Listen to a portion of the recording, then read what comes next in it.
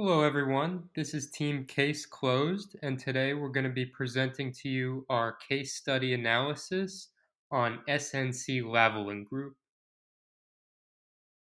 SNC Lavalin is an engineering and construction firm who is based in Canada, and it was determined that they committed numerous bribes to foreign officials with the purpose of securing lucrative government contracts. Now, a further analysis is going to reveal that these types of activities were able to take place because of an extremely weak company culture, leadership, and tone at the top. To understand more in depth the issues that are going on at SNC Lavalin, we're going to take a look at the Mars model for individual behavior at SNC Lavalin, and we're going to be focused on the upper management behavior. So, to start off, we're going to look into their motivation. Management at SNC Lavalin is mainly motivated by money, wealth, and they're only focused on getting as many contracts as possible. And they're going to obtain those contracts um, through bribery, regardless of what it takes. And this is forgetting about any consideration of their employees, the community, and even the overall company profit.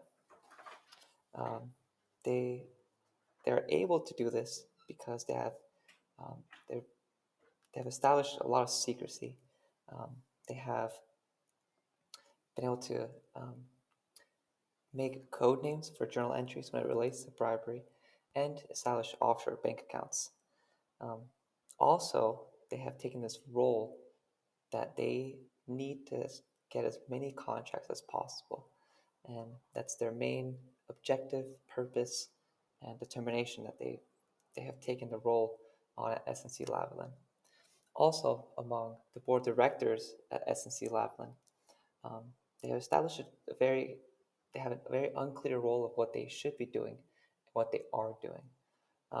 Because employees have gone to the board of directors, telling them about their unethical behavior, um, but they haven't followed through with the employees' um, requests and their complaints, and so this has created a situation of fear and dishonesty among the whole company. Um, Employees they feel coerced to engage in bribery when they don't want to, and they feel fear that they're going to lose their jobs if they don't um, engage in bribery.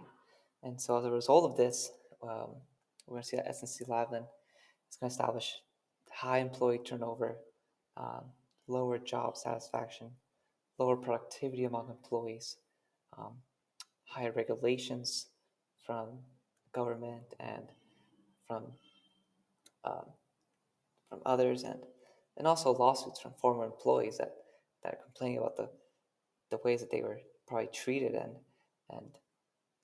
and the things that they were coerced to do um, while they were working there. Now I want to talk about organizational values and ethics. Organizational values motivate individual actions and behaviors. SNC, what they valued the most was success at all costs. Ethical behavior and transparency were not values that were held by the organizations, and therefore individuals were not motivated to act in the theme of transparency or to act ethically. You see, values also help to frame individuals' views of reality. So, if the values held are those for profit, then individuals start to look around and they just see dollar signs. They don't see people, they don't see repercussions to broader society, and even criminal charges sometimes if those values are held strongly enough. And ultimately, these values help to develop one's self concept. And it is pretty clear throughout this case study that employees at SNC Lavalin they were just cogs in the machine, this profit machine. So if you view yourself and your purpose as that of just attaining money and success for the company that you work for, you're far less likely then to actually analyze the moral and ethical repercussions of what you're doing. So therefore, these organizational values, what they are and what they aren't, which is that of transparency and being ethical, trickle down to the employees, but it starts at the top. Now let's talk about moral sensitivity and intensity. Without moral sensitivity, employees are not attuned to ethical repercussions. If employees are not considering the ethics of the situation they find themselves in, they're less likely to make the right decision being truly the ethical one. If you put the organization's values, in this situation, the organization's values are that of profit, above the ethical decision, then you're going to pick the money in this situation every time over the ethical consequences of the decision. You're not going to weigh the ethical consequences at all.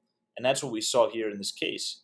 In a situation with high moral intensity, this lack of sensitivity to the ethics of the situation that you're in is extremely dangerous. If we look specifically at the situation that the employees found themselves in, which is that of having to essentially do illegal things such as bribery of foreign officials, in order to appease management and attain the company's goals. This is a particularly dangerous situation because if they follow through with the organization's wishes, they could find themselves in jail, which some of them did. They're not only going to lose their job, they're going to lose their reputation, they're going to lose their standing in the community. So in these situations where the stakes are so high, these high moral intensity situations, these employees need to be especially attuned and especially aware of the ethics.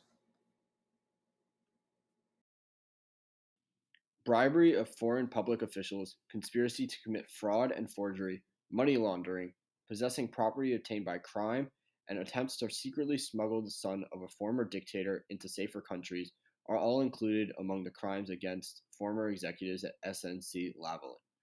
It is cited by one of the company's vice presidents, who is facing several charges, including bribery, that SNC Lavalin had a corporate culture where it was common practice to do all that was necessary, including the payment of commissions and other benefits to obtain contracts. All of these hint at high level cultural issues that plague the company and require changes to reestablish a corporate culture that coincides with a successful organization. Many of the aforementioned crimes committed by Canadian company SNC Lavalin occurred abroad. The late Geert Hofstede was a Dutch professor who committed his professional life to studying how cultures compare to one another. His website, Hofstede Insights, shows measures of many metrics, including how certain countries can be more individualistic than others, or might contain a greater power distance, especially in the workplace. With regards to the terminology, individualism measures how much a society takes care of their own first, contrary to collectivism, which tells how much a society cares more about a common group. Power distance is a metric used to describe how equal those in power are to those without power. In other words, how great is the social gap between a manager in a workplace and his or her subordinates? Canada, with its more Western culture akin to the neighboring United States of America, is much different culturally than, say, Nigeria, for example, and this translates into the corporate world of SNC Lavalin. With these studies in mind, it is likely that these differing norms made the executives at SNC Lavalin feel more compelled to commit their alleged crimes and gain an advantage in these foreign countries. This chart from Hofstede Insights shows the cultural differences between Canada and Nigeria, which is where SNC Lavalin paid an engineer to bribe a foreign official. According to the chart, Canada is seen as more individualistic than Nigeria. Meanwhile, power distance in Nigeria is seen to be much greater, which alludes to a more unequal relationship with authority in the workplace. While these metrics are not to be taken as a completely accurate portrayal of each individual member of these respective societies, they do serve as a loose composite, and it might explain how an engineer in Nigeria might feel more intimidated and duty bound to bribe foreign officials when asked by the higher ups at SNC Lavalin. To highlight this, we began by reviewing the internal control integrated framework established by the Committee of Sponsoring Organizations of the Treadway Commission, also known as COSO. The goal of the framework is to guide organizations to better establish internal controls to meet the overall operational, reporting, and compliance objectives of their companies.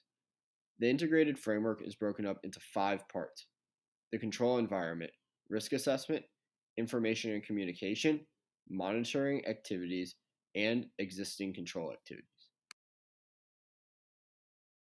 For SNC Lavalin, it is important to focus on the failures of their control environment.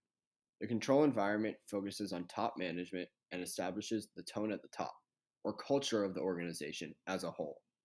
It is clear that top management and the board of directors were failing to properly carry out their respective duties. In order to move forward, it is essential to gut the top management with new hires from respected businesses and elect a new set of board of directors who seek to ensure they keep management accountable and ask questions about what and how things are getting done. Furthermore, to establish a stronger organizational structure and corporate culture, the new management should establish a corporate code of ethics that is available to all employees. In tandem with a strong code of ethics, top management should revise the firm mission statement and vision statement to coincide with their values and the culture they seek to create. Finally, a whistleblower program must be established so people within the organization can keep others accountable for their actions that go against company objectives.